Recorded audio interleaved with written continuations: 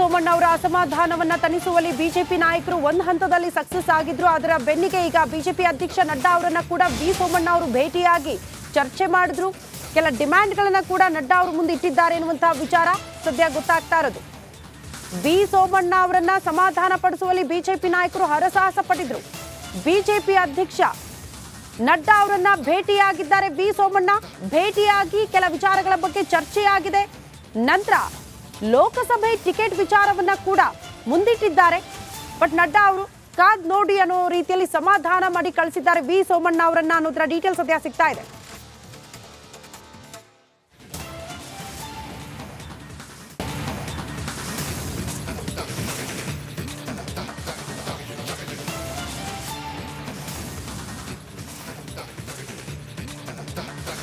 ನಡ್ಡಾ ಅವರನ್ನ ಭೇಟಿಯಾಗಿರೋದು ಸೋಮಣ್ಣ ದೃಶ್ಯದಲ್ಲೂ ನಾವು ಗಮನಿಸ್ತಾ ಇದ್ವಿ.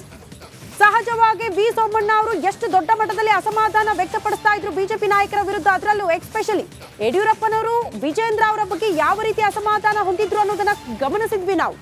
ಒಂದು ಹಂತದಲ್ಲಿ ಅವರು ಪಕ್ಷ ತೊರೆಯುವ ನಿರ್ಧಾರವನ್ನ ಕೂಡ ಮಾಡಿದ್ರು. ಆ ನಂತರ ಬಿಜೆಪಿ ಹೈಕಮಾಂಡ್ ಅಂದ್ರೆ ವರಿಷ್ಠರ ಗುಲಾಬ್ ಬಂದಿತ್ತು. ವಿಜೇಂದ್ರ ಅವರ ಸಮ್ಮುಖದಲ್ಲೇ ಚರ್ಚೆ ಮಾಡ್ತೀವಿ ಅಂತ ಹೇಳಿದ್ರು. ಬಟ್ ಇದೆಲ್ಲ ಬೆಳವಣಿಗೆಯ ಬೆನ್ನಿಗೆ ಈಗ ಬಿಜೆಪಿ ಅಧ್ಯಕ್ಷ ನಡ್ಡಾ ಅವರನ್ನ ಭೇಟಿಯಾಗಿದ್ದಾರೆ ಸೋಮಣ್ಣ ಅವರು. ಲೋಕಸಭಾ ಟಿಕೆಟ್ ವಿಚಾರವನ್ನ ಮುಂದಿಟ್ಟಿದ್ದಾರೆ. ಬಟ್ ಈಗ ಸದ್ಯಕ್ಕೆ ಒಂದಷ್ಟು ಸಲಹೆ ಕೊಟ್ಟು ಕಳಿಸಿದ್ದಾರೆ ನಡ್ಡಾ ಅವರು ಸೋಮಣ್ಣ ಅವರಿಗೆ ಅನ್ನೋದರ ಡೀಟೇಲ್ ಸಿಗ್ತಾ ಇದೆ. ಅಲ್ಲಿಗೆ ಬಿಜೆಪಿ ನಾಯಕರು ಸಕ್ಸಸ್ ಆಗಿದ್ದಾರೆ. ಸೋಮಣ್ಣ ಅವರ ಅಸಮಾಧಾನವನ್ನ ತಣಿಸುವಲ್ಲಿ ಅನ್ನೋದು ಬಹಳ ಸ್ಪಷ್ಟವಾಗಿ ಗೊತ್ತಾಗ್ತಾ ಇದೆ.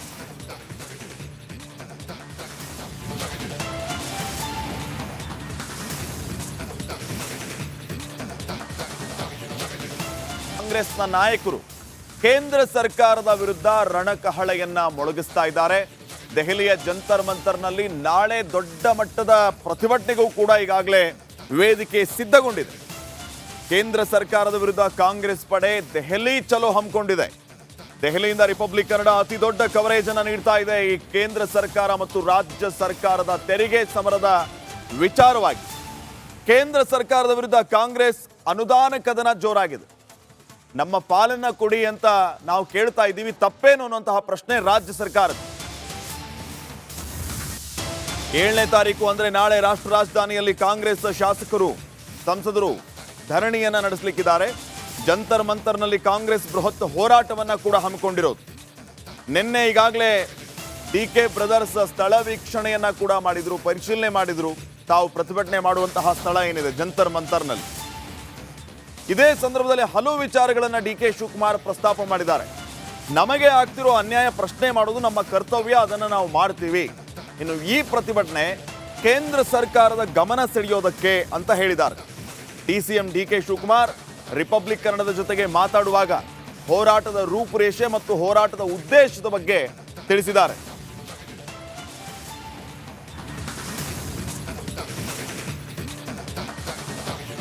ನಮ್ಮೊಂದಿಗೆ ಈಗ DCM DK ಶಿವಕುಮಾರ್ ಇದ್ದಾರೆ. ಜಂತರ್ ಮಂತರ್ಗೆ ಆಗಮಿಸಿ ಇಲ್ಲಿ ಸ್ಥಳ ಪರಿಶೀಲನೆ ಮಾಡ್ತಾರೆ. ಅವ್ರನ್ನ ಮಾತನಾಡಿಸುವಂತ ಪ್ರಯತ್ನವನ್ನು ಮಾಡ್ತೀನಿ. ಸರ್, ಈಗ ರೂಪುರೇಷೆ ಹೇಗಿರುತ್ತೆ ಅಂತ ಸರ್ ಅಷ್ಟೇ ಸರ್, ರೂಪುರೇಷೆ ಹೇಗಿರುತ್ತೆ ಅಂತ ಅಲ್ಲ ಸರ್. ಈಗ ವಿತ್ತ ಸಚಿವರು ಒಂದು ಮಾತು ಹೇಳಿದ್ದಾರೆ, ತೆರಿಗೆ ವಿಚಾರವಾಗಿ ಹಣಕಾಸು ಸಚಿವಾಲಯಕ್ಕೆ ಅದು ಬರೋದೇ ಇಲ್ಲ ಅಂತ ಹೇಳಿದ್ದಾರೆ ಇವತ್ತು ಸಂಸತ್ನಲ್ಲಿ. ಈಗ ತೆರಿಗೆ ವಿಚಾರ ಹಣಕಾಸು ಬರಲಿಲ್ಲ ಅಂತ ಮೇಲೆ ಇನ್ನು ಯಾಕಪ್ಪ ಅವ್ರು ಮಂತ್ರಿಯಾಗಿರ್ತಾರೆ ಹೇಳಿ. ಅವ್ರ ಜವಾಬ್ದಾರಿ ಅದು. ನ್ಯಾಯ ಒದಗಿಸ್ಕೊಡ್ಬೇಕು, ಸರಿ ಇಲ್ಲದೆ ಹೋದ್ರೆ ಸರಿ ಮಾಡಿಸ್ಬೇಕಾದ ಅವ್ರ ಜವಾಬ್ದಾರಿ. ಸರ್ಕಾರಕ್ಕೆ ವಿರುದ್ಧ ಈಗ ಬಜೆಟ್ ಓದೋರು ಅವರ ಇಲ್ಲ ಎಲೆಕ್ಷನ್ಗೆ ಇವರ ಫೈನಾನ್ಸ್ ಕಮಿಷನ್ ಅವರ ಫೈನಾನ್ಸ್ ಮಿನಿಸ್ಟರ್ ಓದೋದು. ಸರ್, ಈಗ ನಾಡ್ದು ನಿಮ್ಮದು ರೂಪುರೇಷೆ ಹೇಗಿರುತ್ತೆ ಸರ್? ಪ್ರತಿಭಟನೆಯ ರೂಪುರೇಷೆ ಹೇಗಿರುತ್ತೆ? ಅಲ್ಲ ಸರ್, ರೂಪುರೇಷೆ ಹೇಗಿರುತ್ತೆ ಅಂತ ಸರ್. ಎಷ್ಟೊತ್ತಿಗೆ ಸ್ಟಾರ್ಟ್ ಆಗುತ್ತೆ ಅಂತೇಳಿ, ಎಷ್ಟೊತ್ತು ಸ್ಟಾರ್ಟ್ ಆಗುತ್ತೆ ಅಂತ ಹೇಳ್ಬಿಡಿ ಸರ್. ಎಷ್ಟೊತ್ತಿಗೆ ಸ್ಟಾರ್ಟ್ ಮಾಡ್ತೀವಿ ಹೇಗೆ ಅಂತೇಳಿ ರೂಪುರೇಷೆ? 10:30 ಪ್ರತಿಭಟನೆ ರೂಪುರೇಷೆ ಹೇಗೆ? ಯಾರ್ಯಾರಿಗೆ ಇನ್ವೈಟ್ ಮಾಡಿದ್ರೆ ಸರ್? ಎಲ್ಲ ಶಾಸಕರಿಗೆ, ಬಿಜೆಪಿ ಅವರಿಗೆ ಬರೋದಕ್ಕೆ ಕೇಳಿದ್ರೆ ಸರ್? ಎಂಪಿಗಳಿಗೆ ಎಲ್ಲರಿಗೂ, BJP MP, Janata Dal MP, BJP ಬರ್ತಾರೆ ಅನ್ನೋ ವಿಶ್ವಾಸ ಇದೆಯಾ ಸರ್? ಯಾಕಂದ್ರೆ ಕನ್ನಡಿಗರಿಗೆ ಅನ್ಯಾಯ ಆಗ್ತಿದೆ ಅಂತೇಳಿ ಧ್ವನಿ ಎತ್ತಿದಂಥವ್ರು DK ಸುರೇಶ್ ಅವರು. ಈಗ ಎಲ್ಲ ಸಂಸದರು ಬರಬೇಕು ಅಂತ ಹೇಳ್ತಿದ್ದೀರಿ, ಬರ್ತಾರೆ ಅನ್ನೋ ವಿಶ್ವಾಸ ಇದೆ ಎಲ್ಲ ಸಂಸದರು? ಓಕೆ, ಇದಾಗಿತ್ತು DCM DK ಶಿವಕುಮಾರ್ ಅವರ ಮಾತು. ಕ್ಯಾಮ್ರಾ ಪರ್ಸನ್ ನೀರಜ್ ಜೊತೆ ನಾಗೇಂದ್ರ ಬಾಬು, ನವದೆಹಲಿ, ರಿಪಬ್ಲಿಕ್ ಕನ್ನಡ. ಕೇಂದ್ರದಿಂದ ಅನುದಾನದಲ್ಲಿ ತಾರತಮ್ಯ ಆಗ್ತಾ ಇದೆ ಅನ್ನುವಂತ ವಿಚಾರವನ್ನ ಮುಂದಿಟ್ಕೊಂಡು ಕಾಂಗ್ರೆಸ್ ನಾಯಕರು ಪ್ರತಿಭಟನೆಗೆ ಸಿದ್ಧತೆಗಳನ್ನ ಮಾಡಿಕೊಳ್ತಿದ್ದಾರೆ. ದೆಹಲಿಯಲ್ಲಿ ಆಲ್ರೆಡಿ DK ಬ್ರದರ್ಸ್ ಆಗಮನ ದೆಹಲಿಗೆ ಆಗಿದೆ. ಇದೇ ಸಂದರ್ಭದಲ್ಲಿ DCM DK ಶಿವಕುಮಾರ್ ಒಂದು ಎಚ್ಚರಿಕೆ ಕೊಟ್ಟಿದ್ದಾರೆ. ಶಾಸಕರು ಪ್ರತಿಭಟನೆಗೆ ಗೈರಾಗಬಾರದು, ಯಾರು ಕೂಡ ಆ ರೀತಿ ಎಚ್ಚರಿಕೆ ವಹಿಸಬೇಕು ಅನ್ನುವಂತ ವಿಚಾರ. ಶಾಸಕರ ಹಾಜರಾತಿ ಖಾತ್ರಿ ಪಡಿಸಿಕೊಳ್ತಿದ್ದಾರಂತೆ DCM DK ಶಿವಕುಮಾರ್. ನಾಳೆ ಎಲ್ಲ ಶಾಸಕರು ಧರಣಿಗೆ ಹಾಜರಾಗುವಂತೆ ಖಡಕ್ ಸೂಚನೆ ನೀಡಲಾಗಿದೆ. ಎಲ್ಲ ಶಾಸಕರು ಅವರ ಖರ್ಚಿನಲ್ಲಿ ಬರುವಂತೆ ಸೂಚನೆ ಕೊಟ್ಟಿದೆ ಅಂತೆ ಪಕ್ಷ. ಗೈರಾಗದಂತೆ ಖುದ್ದು ಶಾಸಕರಿಗೆ ಕರೆ ಮಾಡಿ ಸ್ವತಃ DCM DK ಶಿವಕುಮಾರ್ ಅವರೇ ಸೂಚನೆ ಕೊಡ್ತಿದ್ದಾರೆ. ನಿನ್ನೆಯಿಂದಲೇ ದೆಹಲಿಯಲ್ಲಿ ಬೀಡು ಬಿಟ್ಟಿದ್ದಾರೆ DCM DK ಶಿವಕುಮಾರ್, ಸಂಸದ DK ಸುರೇಶ್. ಇಬ್ರು ಕೂಡ ದೆಹಲಿಯಲ್ಲಿ ಬೀಡು ಬಿಟ್ಟಿದ್ದು. ನಾಳೆ ಪ್ರತಿಯೊಬ್ಬ ಕಾಂಗ್ರೆಸ್ ಶಾಸಕರು ಕೂಡ ದೆಹಲಿಯಲ್ಲಿ ಇರಬೇಕು, ಪ್ರತಿಭಟನೆಯಲ್ಲಿ ಭಾಗಿಯಾಗಬೇಕು, ಯಾರು ಕೂಡ ಗೈರಾಗಬಾರದು ಅನ್ನುವಂತ ಎಚ್ಚರಿಕೆ. ಜೊತೆಗೆ DCM DK ಶಿವಕುಮಾರ್ ಅವರೇ ಪ್ರತಿಯೊಬ್ಬರಿಗೂ ಕರೆ ಮಾಡಿ ಸೂಚನೆ ಕೊಡ್ತಿದ್ದಾರೆ ಅನ್ನೋದ್ರ ಡೀಟೇಲ್ ಸಿಗ್ತಾ ಇದೆ. ಕಾಂಗ್ರೆಸ್ ಶಾಸಕರು ಎಲ್ಲರೂ ಕೂಡ ಹಾಜರಾಗಬೇಕು. ಕಾರಣ ಎಲ್ಲೂ ಕೂಡ ಶಾಸಕರ ಗೈರಾಗ್ಬಿಟ್ರೆ ಇವರಲ್ಲಿ ಒಗ್ಗಟ್ಟಿಲ್ಲ, ಯಾವ ಶಾಸಕರು ಬಂದಿಲ್ಲ ಅನ್ನೋದು ಕೂಡ ವಿಪಕ್ಷಗಳಿಗೆ ಆಹಾರ ಆಗಬಹುದು ಅನ್ನುವಂತ ಆತಂಕ. ಹಾಗಾಗಿ ನಾವು ಒಗ್ಗೂಡಿ ನಮ್ಮ ರಾಜ್ಯಕ್ಕೆ ಅನುದಾನದಲ್ಲಿ ತಾರತಮ್ಯ ಆಗ್ತಾ ಇದೆ, ಅನ್ಯಾಯ ಹಾಕ್ತೀವಿ. ಹಾಗೇನೆ ವಿಜಯ್, ನಿಮಗೂ ಕೂಡ ಧನ್ಯವಾದ. ಇಲ್ಲಿ ಮತ್ತೊಂದು ವಿಚಾರವನ್ನು ನಾವು ಗಮನಿಸಬೇಕು. ಕೇವಲ ಪತ್ರ ಅಸ್ತ್ರ ಮಾತ್ರ ಅಲ್ಲ, ಟ್ವೀಟ್ ಮೂಲಕವೂ ಕೂಡ ಇದೊಂದು ಪಕ್ಷಾತೀತ ಹೋರಾಟ, ಎಲ್ಲರೂ ಕೂಡ ಇದರಲ್ಲಿ ಭಾಗಿಯಾಗಬೇಕು ಅನ್ನುವಂತಹ ಮನವಿಯನ್ನ CM ಸಿದ್ದರಾಮಯ್ಯ ಮಾಡಿಕೊಂಡಿದ್ದಾರೆ. ಪಕ್ಷಾತೀತವಾಗಿ ಎಲ್ಲರೂ ಈ ಧರಣಿ ಸತ್ಯಾಗ್ರಹದಲ್ಲಿ ಭಾಗವಹಿಸಿ ಟ್ವೀಟ್ ಮಾಡಿ CM ಸಿದ್ದರಾಮಯ್ಯ ಬಿಜೆಪಿ ನಾಯಕರಿಗೆ ಮನವಿಯನ್ನ ಮಾಡಿಕೊಂಡಿದ್ದಾರೆ. ಕೇಂದ್ರ ಸರ್ಕಾರದ ಆರ್ಥಿಕ ದೌರ್ಜನ್ಯ ನೋಡಿ, ಪದಬಳಕೆ ಯಾವ ರೀತಿ ಇದೆ, ಆರ್ಥಿಕ ದೌರ್ಜನ್ಯ ಅಂತ ಬಳಸಿ ಮತ್ತೆ ಟಕ್ಕರ್ ಕೊಡುವಂತಹ ಕೆಲಸ ಕೇಂದ್ರ ಸರ್ಕಾರದ ಬಿಜೆಪಿಯ ವಿರುದ್ಧ CM ಸಿದ್ದರಾಮಯ್ಯ ಅವರಿಂದ ಆಗಿದೆ.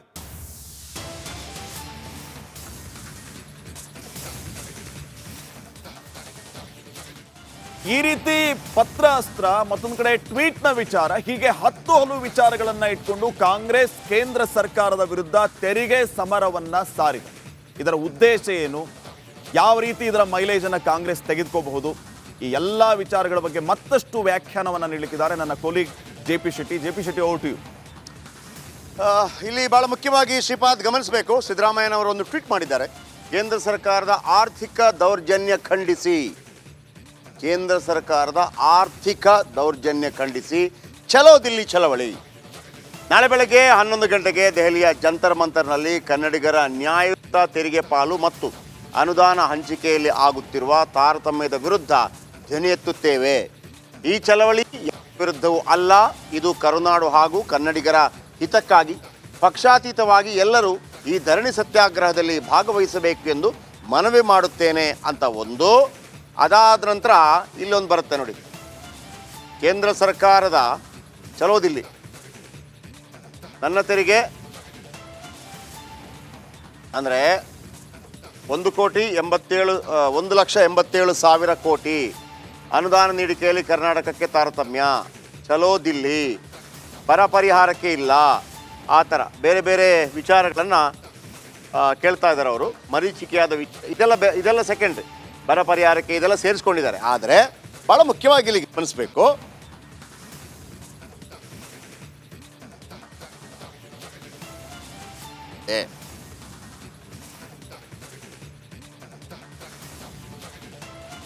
ಫೈನ್ ಜಯಪ್ರಕಾಶ್, ಒಂದೇ ನಿಮಿಷ ಮತ್ತೆ ನಿಮ್ಮನ್ನು ನಾನು ಸಂಪರ್ಕ ಮಾಡ್ತೀನಿ. ಈಗಾಗಲೇ ಟ್ವೀಟ್ ಮೂಲಕ, ಪತ್ರದ ಮೂಲಕ ಕೇಂದ್ರ ಸರ್ಕಾರದ ವಿರುದ್ಧ ಹರಿಹಾಯ್ತಾ ಇರುವಂತಹ ರಾಜ್ಯ ಕಾಂಗ್ರೆಸ್ ಆರ್ಥಿಕ ದೌರ್ಜನ್ಯ ಅನ್ನುವಂತಹ ವಿಚಾರವನ್ನ ಪ್ರಸ್ತಾಪ ಮಾಡಿ, ಮತ್ತೊಂದು ಕಡೆ ಮಲತಾಯಿ ಧೋರಣೆಯನ್ನ ಅನುಸರಿಸ್ತಾ ಇದೆ ಅನ್ನುವಂತಹ ವಿಚಾರವನ್ನ ಪ್ರಸ್ತಾಪ ಮಾಡಿ, ನಮಗೆ ಆರ್ಥಿಕವಾಗಿ ಸಹಕಾರ ಕೊಡುವ ವಿಚಾರ ಒಂದು, ಮತ್ತೊಂದು ಕಡೆ ಹಲವು ಯೋಜನೆಗಳಿಗೆ ಅನುಮತಿ ನೀಡದೆ ನಿರಾಕರಣೆ ಮಾಡ್ತಾ